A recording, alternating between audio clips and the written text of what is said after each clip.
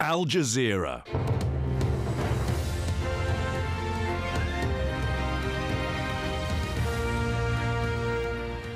Hello and welcome to the News Hour live for Doha. I'm Shuli Ghosh. Thanks for being with us from our centres in Doha and London, and live from Libya, Egypt and Tunisia. These are the main stories. Fortifying Ras Lanouf, opposition rebels fend off fierce attacks by Gaddafi's forces on the eastern oil town. There have been, at the most, 100 people killed. The Libyan leader plays down the death toll, insisting on blaming Al-Qaeda for the unrest in his country. I'm Stephen Cole in London with the news from Europe, including failed mission, how the order for a diplomatic operation to Libya came straight from the British Foreign Minister. There is no power sharing. That power sharing is something that is fake, it's not true. One of Iraq's most powerful politicians lifts the lid on the country's political state of play. Tunisia's interim prime minister appoints the country's third caretaker government since the overthrow of Ben Ali.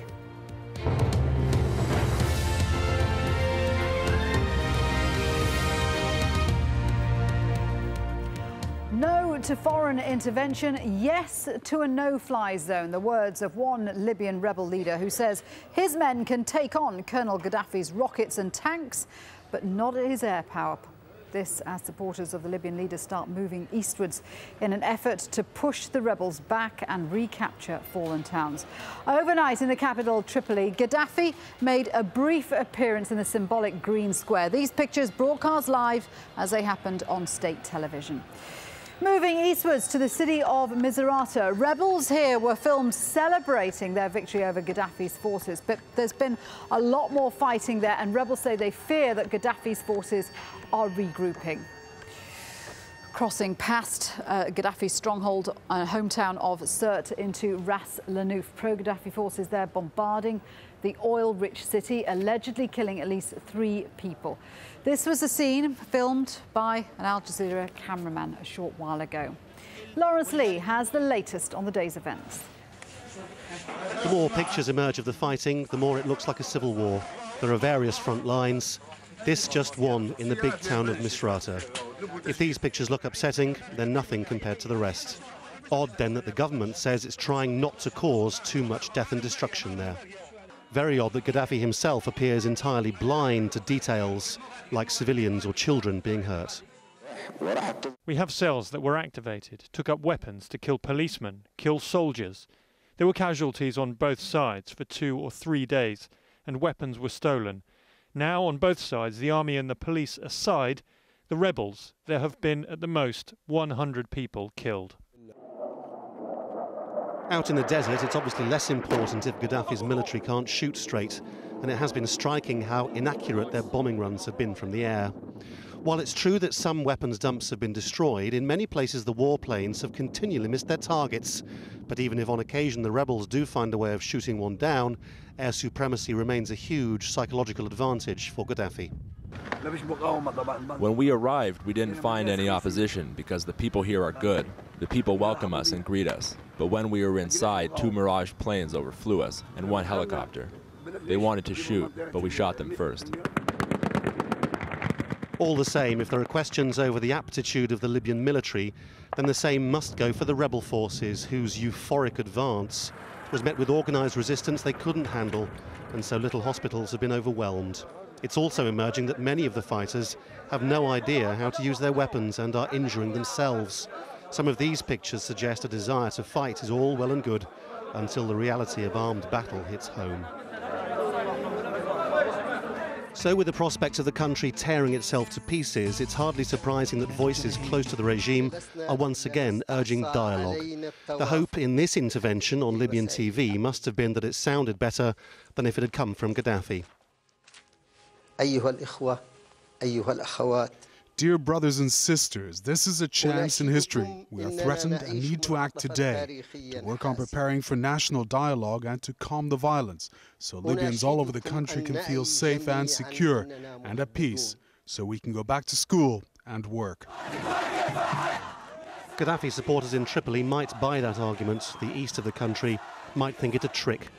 But as time goes on and the violence looks open-ended, it's not as though anyone else has any better ideas. Lawrence Lee, Al Jazeera.